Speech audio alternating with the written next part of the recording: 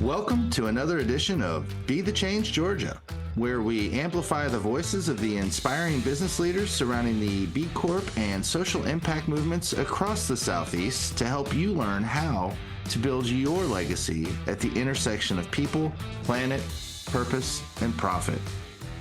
Today, there are more than 8,000 B Corps in over 80 countries and 180 different industries, unified by one common goal: transforming the global economy to benefit all people, communities, and the planet. If you want to learn how to plug into our purpose-driven business community alongside the inspiring leaders we feature on this show, check us out at blocalgeorgia.com or on Instagram or Facebook at blocalgeorgia, and we'll hope to meet you at our next event. Hey everyone, this is Quentin, executive producer of the Be the Change Georgia podcast. We have a special episode for you today. As we close out 2024, Nathan and I take a look back as Nathan shares his thoughts on and learnings from some of this year's episodes. We hope this episode is both inspiring and entertaining, and we encourage you to go back and listen to the amazing guests we had on the show. All right, without further delay, let's hop into our 2024 recap episode with Nathan Stuck. Welcome everybody to another episode of Be the Change Georgia. This is Quentin, the executive producer. I'm here with Nathan Stuck. Of course, you all already know him. So what's up, Nathan? What's going on, Q? How you doing? I'm doing all right, man. Just chugging along. Ready for the holidays, man. Yeah, I'm ready for a little break. Yeah. Maybe like a nap or something, but just doing my best holiday life and getting ready to roll into 2025 with a bunch of new initiatives and could be local Georgia board retreat happening and a bunch of fun stuff on that front. And so just continuing to grow and be a force of positivity, but also continue to bring stakeholders to the table and collaborate and grow abundantly as we kind of figure out what this business for good movement looks like. Keep moving in the right direction, right? Yeah. And take a step back that's kind of the fun part of, this episode and just these times of the year where you get to sit back and actually reflect on the progress you've made and the work that's been done and the work that still needs to be done. But you get into the day to day of this and it seems like you're not accomplishing anything. So it's pretty cool to be able to take a step back and go like, well, we did some pretty cool stuff this year. We got some new things rolled out. We got some, personally, professionally, with the nonprofit, all of the above. It's important to take that time to reflect and actually sometimes give yourself your own flowers too, to say, hey, we did a lot this year. Let's hop into it. That's what this episode is all about. We're going to take a look back and reflect. So just to kick it off, I'm actually going to play. So what we'll do throughout the episodes, we'll play some clips and we'll just talk about each of the past episodes that we had this year. I'm just picking a few of the episodes. And so the first one I'm going to kick off with is with some guy talking about BLD Southeast. And so you probably guess who that is. No. I just want them to break bread and get to know each other. So honestly, that's kind of what this endeavor has been about, is how do we get people together from this whole region and start to build that collective mindset of it's important that we know each other, we do business with each other, we refer each other, we recommend each other, we open doors for each other. Like when we start to do that, it leads to deals, but it also leads to the profitability of our businesses. It's the sustainability of our businesses. And when our businesses that we run like this as good business is a force for good, whatever you want to call it, this new version of capitalism that we're imagining, when we run our businesses this way and people see that they're profitable and we lose that, like, what are y'all doing? When we lose that element and people go like, oh, what are y'all doing? That, I think, is when we start to shift the hearts and minds of everybody, the naysayers in the South who are kind of like, but not even the South, but just I think in general, like of everybody, when they see this version of capitalism works, I think more people will get on board. So I think it's important that we are in this room together, that we are doing this. So first thing I'm going to say is, how was BLD Southeast this year? I'm glad it's behind me. No, what was the question? No, it was a labor of love. It went incredibly well. We had attendees from like 28 states and 3 countries, and the appetite's definitely here. And I've said it a couple times, but it's my love letter to Atlanta, and everything that it's been able to allow me to do, and the way it's opened its arms to a guy who lives in Athens who's building across the state, but that generally means you start in Atlanta. BLD Southeast was amazing. I mean, from the excursion at Rice to just being able to like kick it at Atlantucky for like who does their opening day with like panels and stuff at a brewery. Nathan does. So I regretted those decisions on Thursday morning when I had to get on stage at 8 a.m. I was still making slides in my hotel room at like 6 a.m. Like slides aren't finished.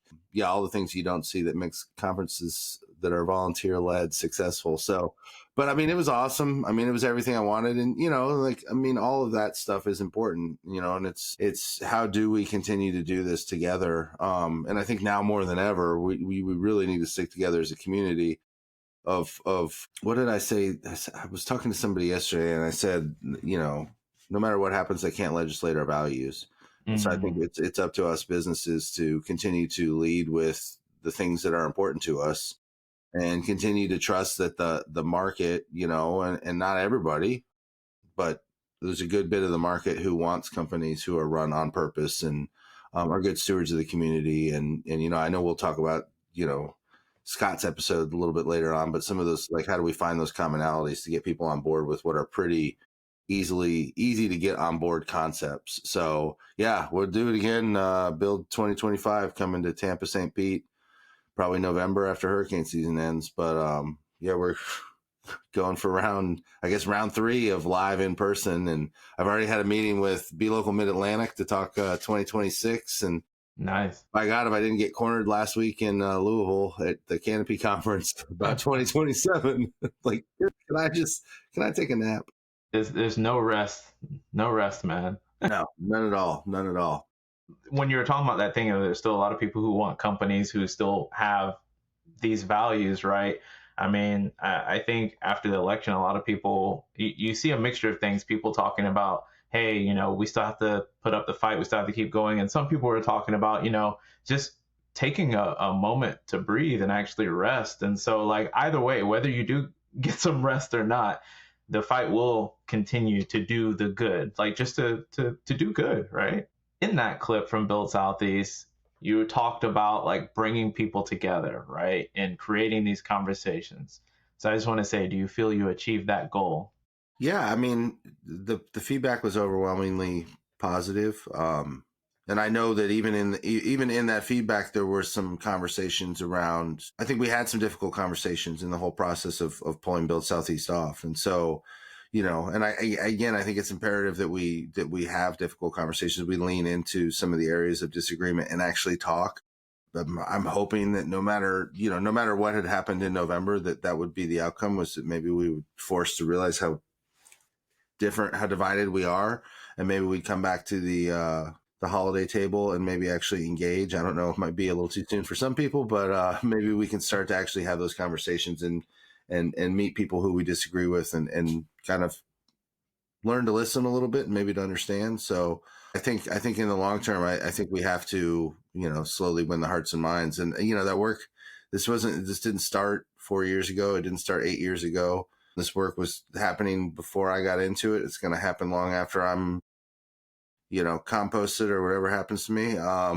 So, I think just embracing the work and the challenge and stepping up to the plate when your number is called or your name is called, and continuing to work together and hopefully do this abundantly, which is, again, whatever you talk about, like legacy or whatever, like, I'm glad that will be a part of mine that started to convene this community in the Southeast and start to figure out ways to bring it together and find our own collective voice that works for us and not necessarily for another region or another part of the country.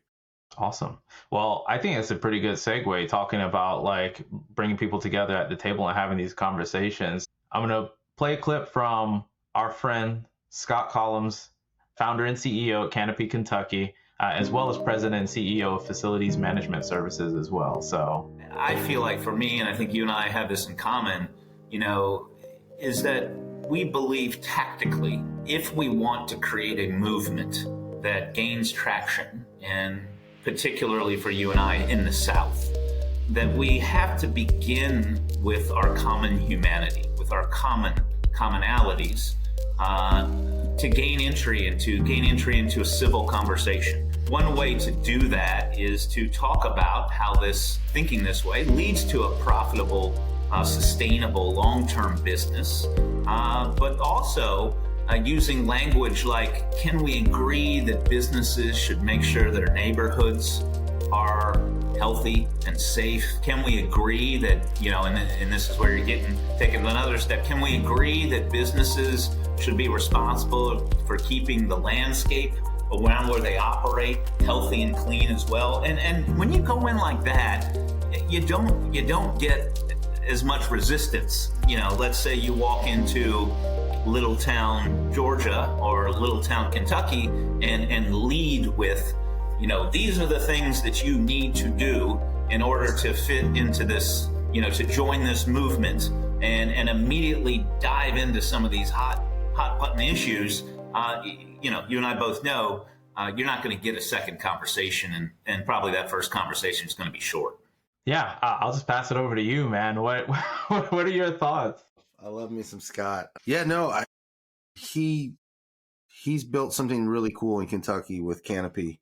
And I love that quote. I reference it all the time of like, can we agree that? Can we agree that? It's like almost like a sales tactic too, of like getting people to start saying yes. And it's like, yeah, I agree to that. And it's like, okay, so you agree with a lot of what, this certified B corporation, this business for good, using business as a force for good movement really is all about. And so I think he's found a really good way. I went to his event last week. The opening speaker was the Democratic mayor of Louisville. Or right after that, I was the Republican lieutenant governor. And then he had the Democratic governor who laid out his whole like plan of using this time to build on this whole concept of my new Kentucky home. It was I left there and I was like, that governor's amazing. Like, but just a really business centric room. And you started to realize that across the room, there was, I didn't go up and ask people what political affiliation they had, but we also all had these really, really incredible conversations around good business. And, I still heard the terms ESG, and I heard DEI said, and it was pretty cool to hear like, no, this is what it is. And here's, why the S and the G are important, or here's why the E is important. And to have breakouts still led by that. And the Commonwealth isn't exactly a blue wall. So it was what he's built there is incredible, but I think it's worked because they've made that business case. And I think, B Lab's still going through some growing pains in that regards of that kind of like, we're going to tell you what's right. And it, it's gotten to a certain point where and if you disagree with any of this, then there's no room for conversation. There's no room for discussion. There's no room for negotiation. And Chef Edward Lee was one of the speakers after launch at the Canopy Good Business Summit. And he said, I'm trying to remember his exact quote, but I think it was something along like, if you tell people to do something, chances are they aren't going to do it. In fact, they usually won't do it out of spite. So I just thought that was such a cool quote. And I'm like, wow. Figuring out, and I think that's something that we have to have a conversation, in the B Corp community and in these spaces about like, how do we, is it about being right?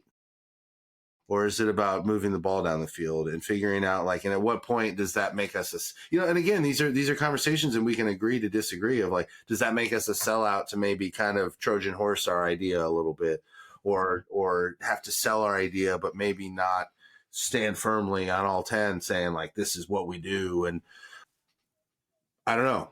I don't have the right answer, but I think Scott's onto something because he's built a really cool space in Kentucky. And, I looked around, a lot of their big companies are B Corps, but yet I don't see them at a lot of like B Corp events, but they're at Canopy and then they all have the B Corp logo and like the COO of Maker's Mark, they're certified Regenified.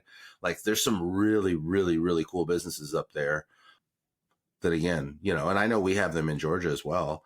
Sometimes it's a faith calling. It's a big room and we need to figure out how we can find a way to make everybody feel included in that room and not necessarily excluded or unwelcome. Absolutely. Yeah. That was one thing I really loved about Scott, like just how he brought that just that thing of finding commonality. So, I mean, I don't really have anything else to add. Let me just not even try to add anything else because that, I mean, you pretty much said it, and Yeah. I agree. Well, I mean, even he led a session at Build, like his little mini keynote that he did was around using social impact to solve operational issues at your company.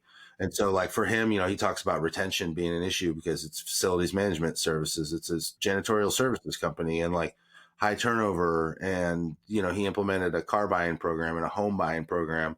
And I think he's put like 7 people into their first home, like that they've ever actually owned, like first in the family to ever own a home. Like he's helped to do that through this program. And guess what? That employee's not leaving. So now he's able to address some really cool things as far as providing a pathway to home ownership or auto ownership to his team. But he's also doing it because, it helps with retention. And I think that's something that we also really need to be okay with talking about, that sometimes you can do really good and do really well. And Scott figured that out, and he's become an amplified voice for that business case of like, we do still run businesses. Yeah. And, that actually is a pretty good segue into this clip from John Williams about employee recruitment and retention. John is president and CEO of W&A Engineering, as well as Better Communities Collaborative. The talent is everything, man. I mean, I'm just John Williams sitting behind this desk right here. I mean, I wouldn't be able to do everything we're doing for our communities or for our clients if it wasn't for the talent that's willing to work here and get behind our why and what we do. So I mean, I think that's the most critical success factor at the end of the day, really, for a company is, how do you attract and retain the best talent and in whatever sector you're in, and then those people really enjoy coming to work. I mean, we do employee surveys once a year, asking, would you recommend people to come work for this company? And consistently, 95% of our employees say that they would. So, I mean, that's great. And it's really something that I take to heart, and we continue to try to get better and work hard at to make sure that continues to be what they say.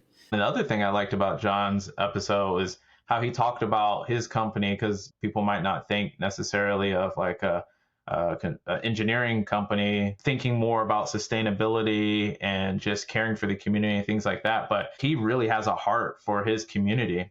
And even in projects that look like, like a fuel station or something like that, he looks at ways to do things a little bit better. So Nathan, what did you think about that clip, about having John Williams on the show and the perspective he brought? I mean, I was so excited to have John on, not just because, I mean, they worked with my students at UGA 2 years ago, sounds about right. It all runs together after a while of doing this. All of a sudden I'll be getting email alerts, so they need to recertify. So that's always fun. But yeah, I wanted to have John on. I had a student on his team that asked the question of why would he do this? Why would he spend the money and the time and the energy to jump through all these hoops to get this certification when they're already doing so many good things? And and it's 100% a valid question, and it's 100% true of W&A, Better Communities Collaborative. They have their foundation and they do all this stuff with, I mean, just a really cool company. And the more I got to learn about what they're doing, and they have a full-time person, kind of like what I did at AdVic, that does purpose and culture and engagement. And, they have their surveys, and like, there wasn't a lot of improvement we had to do with them. We had to fine tune a couple things. But when I asked that student, I said, have you asked John why he's doing it? He went, well, no. I said, let's ask him. So the next call we got on and we asked him, and that's what John said was like, I see this certification as the ability to stand out from the other people who I am competing against for talent. He saw it as a way that like me, and it was funny because it was like straight out of my slide deck that when I do B Corp 101s of like, he saw this as an opportunity to break through all the noise and the clutter. And he's like, everybody says they're good for the community now, and nobody's going to validate what we have to say. But everybody's got that, like, oh, we care about our communities and we care about the environment, and like we have all those things. And like, so for me, it was this ability of like putting this certification on our branding to say like, yes, we have all these things, and yes, we've actually had them vetted by a third party. Our workforce has evolved, and that's a good thing. that we care we care a little bit more about giving our employees the why, and we care about empowering them to make their own decisions. And was that the right way we were doing it years ago? I don't know. Did it build work ethic? I don't know. Was it the most efficient way? I don't know. I just know that it's changed, and if I don't change with it, my business will die.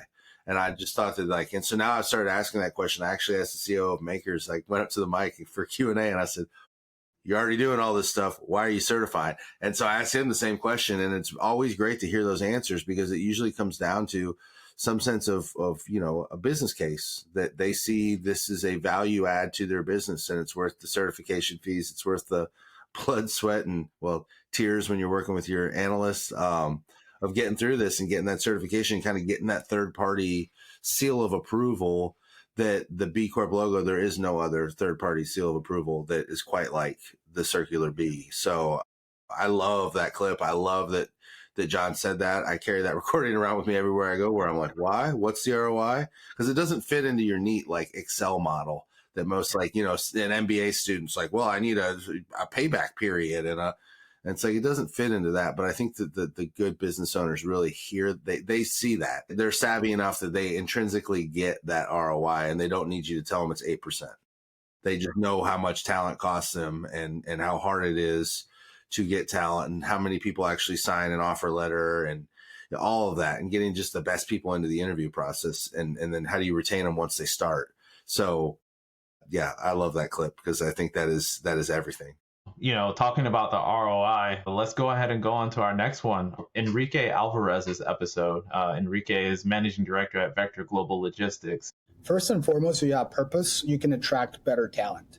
So if you start to attract better talent that's recently graduating, then you will become a better company just because you actually have better people in your company, right? Then you can get better suppliers, because we currently see companies that are more sustainably driven and more caring and more purpose oriented. Then also you can get better customers, right? Customers that are not necessarily 100% of the time price driven. Customers that actually believe that if you pay for a better company, it's okay to pay a little bit more to work with someone that it's better, because they understand that if you add all these different smaller parts together, they add more than each one individually. So you can work with better suppliers, you can have access to better customers, and you can work with better people because you're attracting better talent. So if you start putting all those things together and play it out throughout a couple of years of existence, you undoubtedly will become a better company. Preach, Enrique.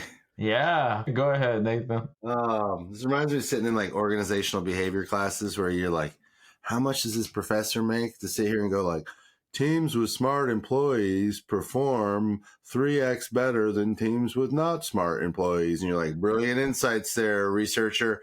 But at the end of the day, Enrique hits the nail on the head of having a team that loves their job, shocking, gonna perform better, gonna feel a little bit. And we didn't even touch on some of the other stuff in this community of employee ownership, but Enrique is one of the few people that's read, oh God, I'm forgetting the name of the book about results only work environment. But anyway, they read that book and is no, we're still here 10, 15 years later. We're still running this way.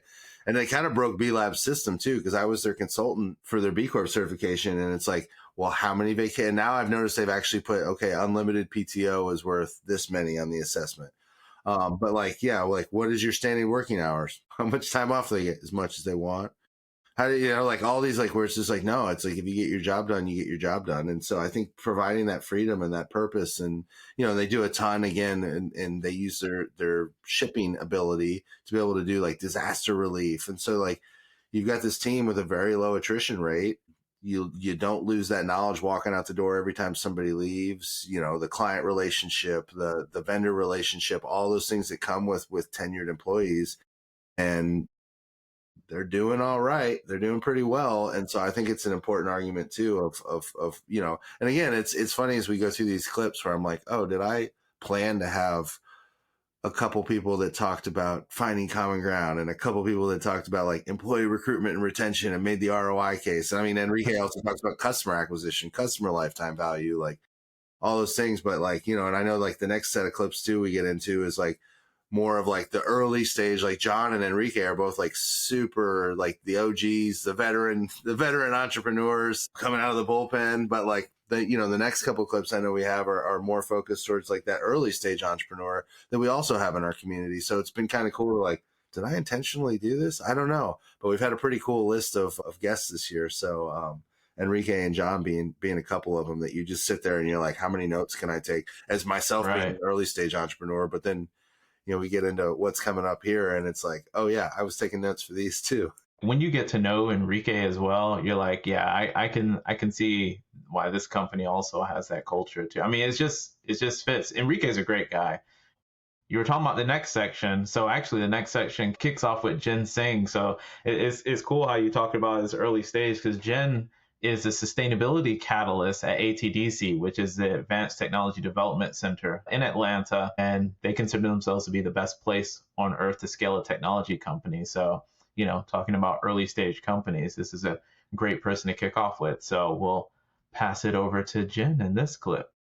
And I think the changing mindset, maybe with your B Corps and also my entrepreneurs, is it's okay if you make money doing these good things too, right? Like, you have to sustain your business. You have to be able to pay yourself. It's good if you're growing the economy by creating jobs and, being transformational at the same time. Because I think sometimes there's a little bit of that guilt of, well, I should just be doing this because it's the right thing to do. But yes, and it's also great if you're able to be a success because of it and grow our local economy for it. So I think it goes in both sense, like encouraging founders that they should embrace, being successful and tell their story in a great way that encourages that adoption.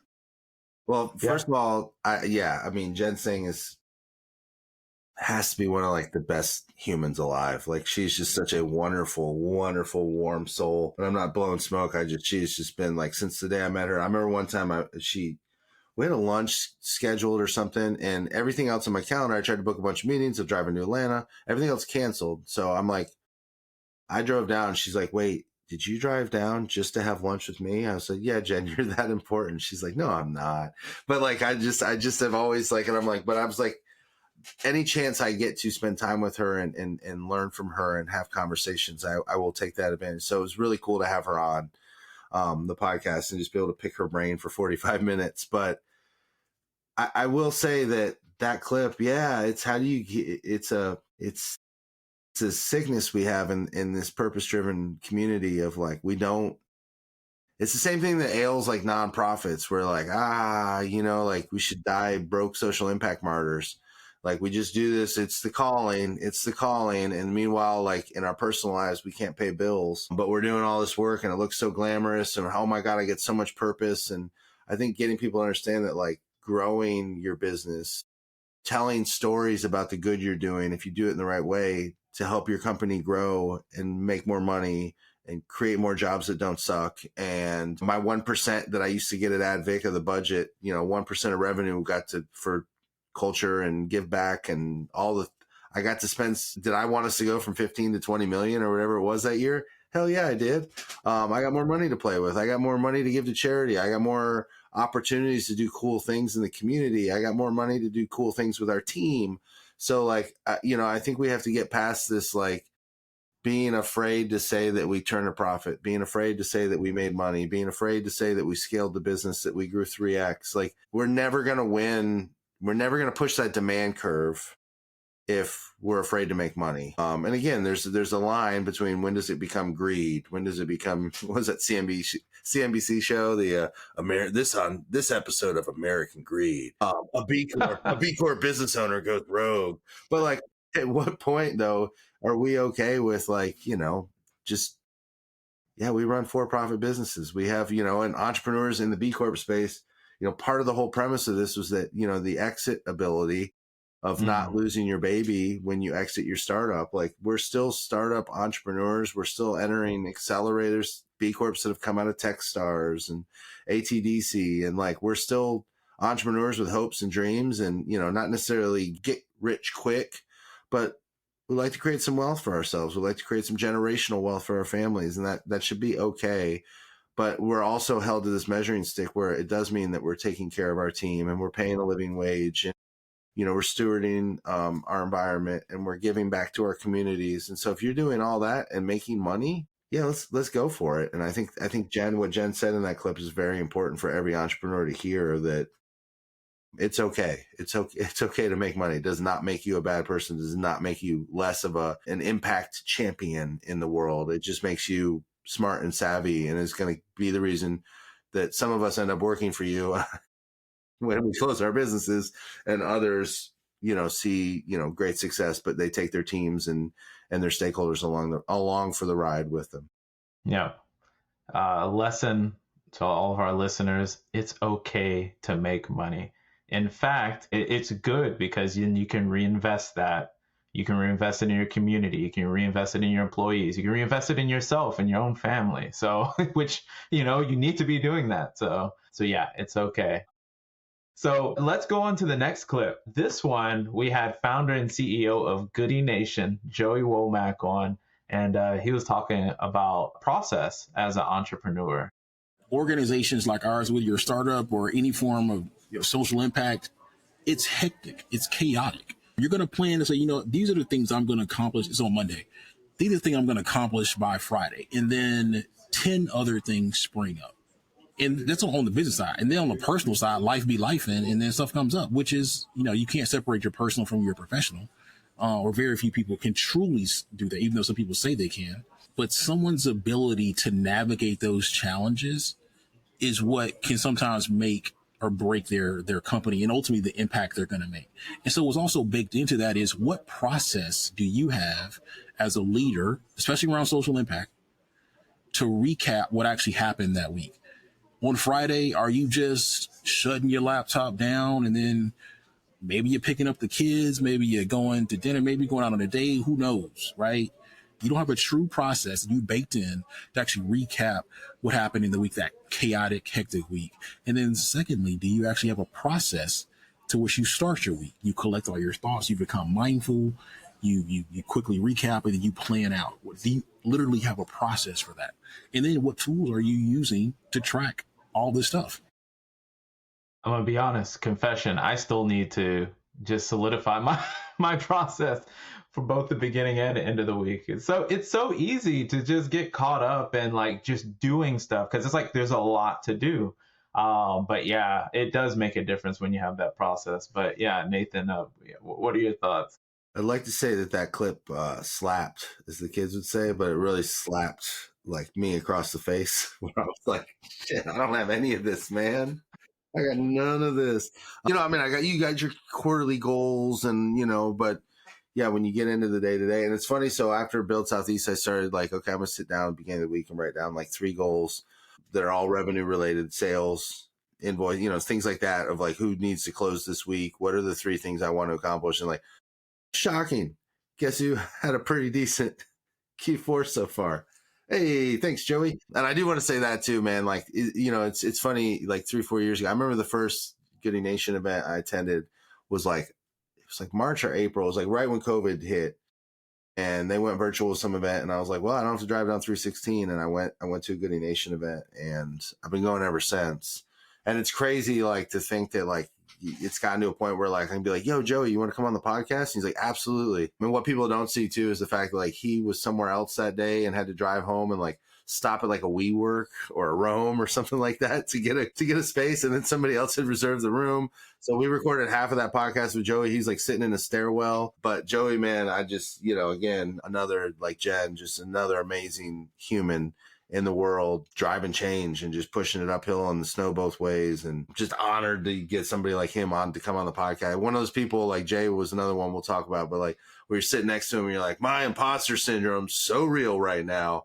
So I appreciate everything he had to say on that, because he's right though. And this is again coming back to some of that entrepreneurial advice. We want to be able to put people like him on the podcast, because if I'm hosting the podcast and I'm scribbling down notes, what are our listeners able to learn from Joey? And by connection too, what light are we able to then shine on Goody Nation and what they're able to accomplish, and why people should look at, it coming to their events, joining their cohorts, being a part of that Goody Nation family. So I think it's just really incredible that we have people like him in our ecosystem in the state, and that he's still just a man on a flipping mission. And the cool part about him is he's so humble that he doesn't realize that, like, you know, like all imposter syndrome jokes aside, that like when I'm meeting with him, like I am one of those people he's impacted. It was kind of cool to be able to add to his tally, because I can't imagine anybody listening to this that's an entrepreneur hears that clip and didn't go. You know, I always call the B impact assessment taking the long, hard look in the mirror. But when somebody's laying some stuff down for you, it's like, here's something that I know as somebody who's been a successful entrepreneur works. And you go, I'm not doing that. So implement it. Free tips from Be the Change Georgia. Man, Courtesy of our amazing guests. Right. I mean, I'm pretty sure these types of tips, you got to pay some good money for this, man. But you know, speaking of good tips, it's so funny. We have Joey and then our next guest, Rennie's clip back to back. Because I mean, Rennie's clip, that one had me going back to look at my game tapes. And if you listen to the episode, you know what I mean. Rennie is a keynote speaker, author, and leadership coach. So I'm going to go ahead and put it over to Rennie's clip here. Sure, you saw the Olympics. The difference between winning gold and not placing at all is less than a second. That's how great the difference is. And when you're in that environment, it's like you have to grow. If you don't grow, you're not hungry for it. If you're not hungry for accountability and feedback, mentorship and all that, you're just not going to survive. And that's another thing that I took away from the sports world is, man, if you really want to progress and you want to increase performance, you want to be a better leader, you want to have a better life, you have to be intentional in terms of how you spend your time, the structure. You have to have accountability. You need a coach in a lot of cases, or else you're going to be doing the same things over and over and over. And you're not going to be hearing that accountability that you need to really progress. That's my speaking coach. And yeah, no, it's another person that's crazy where you're like, yeah, 17 years ago, I would never dream that the guy playing like linebacker for UGA, just knocking heads off, would be my speaking coach someday. But hey, never say never, right? No, Rennie's awesome. And, you know, I think he's right though. And there's an element in there too, where like, I don't want to say we've demonized hard work, you know, because we just played, you know, Enrique talking about, you know, there's another clip with Enrique where he talks about like, they don't use the term work-life balance because that's stupid. Why would work ever come anywhere close to the amount of attention that life gets? Yeah. Like your life is more important than whatever you do. But I think there's still an element though, where we've to a certain extent demonized hard work. I remember a company I used to be at, somebody accused the CEO of playing favorites, and CEO was like, 100% I play favorites. Like, do you make the company money? Can I count on you? Do you cause me stress and drama and headaches? And like, yeah, you're one of my favorites. Like, it's that simple. And I think we've kind of like lost that ability a little bit, you know, like Arnold Schwarzenegger with the whole, like, spend this amount of time a day on something, become an expert. And, you know, like there is an element of like most great people have outworked their competition. They've used whatever. And, you know, talking about the Olympics of like, those are the best of the best. Mm-hmm. And there's this God-given talent and ability, but then there's also this like, you know, Michael Jordan shooting 500 free throws a day, you know, the swings, Mickey Mantle, you know, the old stories of how he had blisters like on all of his, he didn't stop swinging until it's either him or Ted Williams didn't stop swinging until his fingers bled. What? But wow. Also, yeah, either one of them, you can make an argument greatest hitter of all time. Yeah. So yeah, those types of things that I think, but I love what he says about feedback too, though, because I think that's something I struggled with. I know I've gotten feedback before where I'm just like, what's the old like FAFO, where I'm just like, man, I ain't here for it right now. Like, I don't want it. And then you got to like, you got to put your pride aside and like listen to the feedback and be like, they're right. I could do better on this. And so, you know, like you said, watching the game tape, you know, even recording this podcast, like I listen back to the episodes. I have to like cringe through the sound of my own voice, but it makes me a better host. And I know I've evolved and gotten better at doing this. I think the tough part for people like Rennie and me, and like, you know, you want to be the best, and anything less than the best is such a humbling moment where you don't want to hear the feedback. You don't want to hear the criticism, but in the long run, if you can understand that you're on a journey towards perfection, that you probably will never get there. I think it really helps you go through life with a bigger vision, a bigger purpose, and an understanding that it is a journey, and it's okay to not be right 100% of the time. To have somebody in your corner that you can turn to that can guide you in that direction that maybe has already been there and is further along in their journey towards perfection than. It's been great looking back on the episodes. We have one last clip from the most recent episode that was released. Jay Bailey, President and CEO of the H.J. Russell Innovation Center for Entrepreneurs. So I'm going to roll that clip right now. I think far too often we take walking upright for granted. All the narratives say, charge ahead, look straight ahead, keep your eyes on the road. I'm a firm believer, brother, if you've never been on your back, I don't know if you've ever really seen the sun. And I think that when you're flat on your back and all you can do is just look up, that's when you truly figure out, like, how do I test my mettle and who am I as a person? Not when things are going right, but I'm talking about when the storms are coming and the waves are 40 feet and there feels like there's nothing that's ever going to have you come out of this. What do you pull from? And, like the Russell Center. I mean, in the beginning, this room didn't exist, bro. And I had a lot of people saying that it would not work. And then I had a global pandemic saying, I don't know if the world's going to be here in a couple of years. And so how do you press through that? How do you persevere? And I just had this extreme confidence and belief that we could create something maybe the world had never seen before, certainly something that could outlast me, but potentially something that could change the course of history. So I had to keep going. I didn't have a choice. And for everything that's been poured into me over the years, for all that my ancestors have endured to have me in this place right now, brother, I just feel like I don't have the right to fail. Let's let that one breathe a little bit. That's a wrap on this episode because I'm not going to say anything smarter than that. Man, okay, but two questions. I mean, how was that experience, just recording that episode? Because, I mean, you're sitting there while he's dropping gems left and right, like bombs. My hat's pulled like down over my eyes too. Like the old baseball player came. I'm like, man, you can pick your hat up a little bit. Yeah. And then, just share your thoughts.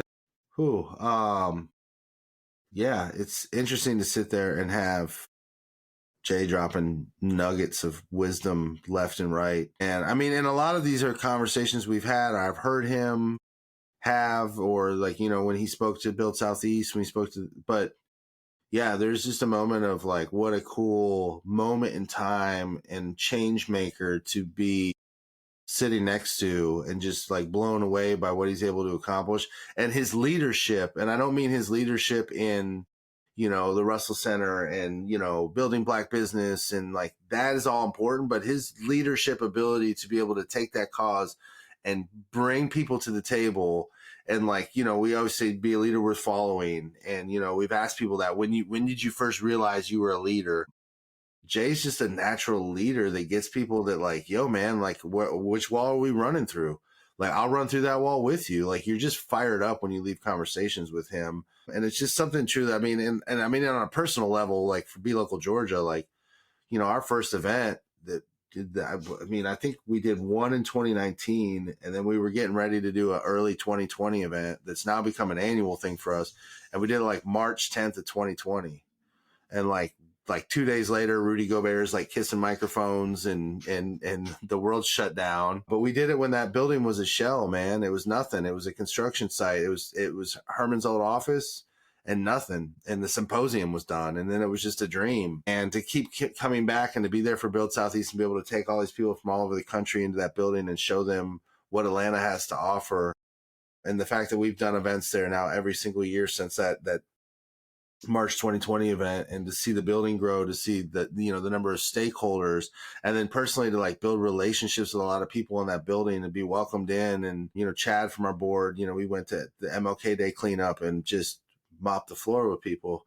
We got like 32 bags in an hour because I was with Chad. So to just see this thing take off and to have any part in being in the room and feeling that energy and feeling that magic and knowing that somebody like Jay has got your back is an incredible feeling. And the imposter syndrome that is there. But at the same time, like it is, it's just one of those people that you're like, this is, if you need reaffirming moments in your life of why you do the work you do and why I'm recording a podcast, why I do all this stuff and like the people I get to meet and the people I get to take inspiration from. I mean, Jay's a long list of the people and then there's a bunch of people we had on the podcast this year that we don't have unlimited time, so Yeah. we couldn't even include. But I mean, just some incredible people whose brains I get to pick. And for the most part, outside of a couple here and there, like Scott's up in Kentucky, he's a part of the Southeast in this movement. But like a lot of these people are in Atlanta or in the state of Georgia.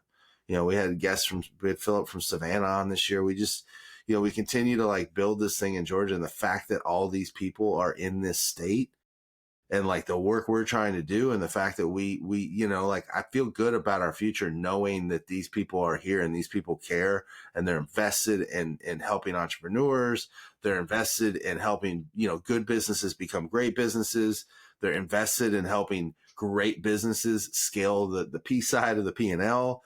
Like knowing that these people are here makes me feel good about where we're heading. And then we continue to just build and continue to grow. And see, I'm all fired up, man. Like 1 minute clip from Jay, and I'm just like, yo, so what part of the world are we conquering next? So yeah, man, I don't know. I could go on and on about that clip and all of this, but it was a very cool moment to sit in there, and they invited us into the podcast studio. So we recorded it in person. So I was also nervous for that reason. I'm like, oh, it was like Talladega Nights, where I was like, what do I do with my hands? You know, like, Yeah. just so, yeah, it was just it was a very cool moment. Yeah. One thing that Jay mentioned in the episode, and everybody, please go back and listen to these episodes. He made a point to give you your props as well, too. And I will say, Nathan, yeah, you have put in a lot of hard work as well, whether it was Build, whether it's this podcast, or whether it's just, you know, volunteering, the different volunteering you've been doing, not only in Georgia, but things you've been doing in other places as well, too, that, you know, people may not see. And I just want to say, man, it's an honor to host it's an honor to host your podcast for this episode, but an honor to produce your podcast. And it's been a pleasure working with you. And I just want to also ask you, what is one thing this year that you've been grateful for? I'm incredibly grateful for people I know are in my corner, if that makes sense. I'm incredibly grateful with like BLD Southeast, all the people in Atlanta that just, I think it was Joey at one point said, don't worry, we won't let you fail. And I think just knowing that your authenticity has been recognized, and the fact that I'm a goofball that wears a flat bill hat and has a beard that, by the way, all these clips, man, my beard got really gray this year. And I wear a stupid red jacket and the Outcast t-shirt all the time. And like, I think the fact that authenticity is recognized, accepted, and appreciated, that I am who I am, and I'm here. You know, we had a panel Build. If you're here for the work, there's a seat at the table, and that like there are consistently people in Atlanta that pull that seat out for me and make sure it's there for me when I'm in town, and that I've got that seat at the table. So I would say that is the thing I'm most grateful for, is this ability. I mean, it happens in Athens too. You know, I'm about to join another board up here as well. And so like that recognition that your work is validated, especially this work, because it's so thankless. And, you know, outside of some LinkedIn likes, sometimes those go in lieu of paychecks. The fact that people see you and recognize you and appreciate you gives me the energy to keep moving and know that I'll figure out the rest later. So it's just kind of cool to have people like you in my life, Jeff Bond, Jay, Joey, Jen, Adam Marks. I mean, I go on and on. Valencia, Lavanya, Tangeria, Twana. Like, a lot of them have been guests on this podcast too. But just to have those people and know that, you know, like Chad, that like he's got my back. Like people got my back, and that's invaluable. Yeah, that's awesome, man. Well, that wraps it up for this episode. Yeah, Nathan, again, thanks for letting me host for you this episode. It's been a pleasure. This is the last episode wrapping up the year, and we'll kick off again in January. So just, everybody enjoy the holidays. And yeah, Nathan, you want to say anything close? Yeah, January 1st episode, we're heading west, hang out with Taliba Bales in Birmingham. So tax whiz, small business, tax whiz guru, whatever you want to call Taliba. So looking forward to that one. But yeah, Quentin, thanks for another great year. And thanks to everybody that listens to this thing, because I'm still like, who would listen to me? I don't know, but people do. So I'm grateful for y'all, and hope to continue to bring you some amazing leaders worth following for you to get to pick up all the little nuggets of wisdom that they leave behind. So thank you. Have a great holiday season and a happy new year, and we'll see you in 2025. Well, that wraps up another edition of Be the Change Georgia. We're grateful, as always, for the opportunity to serve you with this content and grow this incredible community of purpose-driven B Corp leaders. If you haven't already, we would be grateful for you to rate the show wherever you get your podcast by simply tapping the number of stars you think it deserves and sharing it with a friend. This helps us get the word out and continue to use our collective influence as a force for good. This podcast wouldn't be possible without the help from our production team at Chat with Leaders Media. Learn how you can launch your own podcast to grow your business at chatwithleaders.com. Thanks again for listening, and now go be a leader worth following.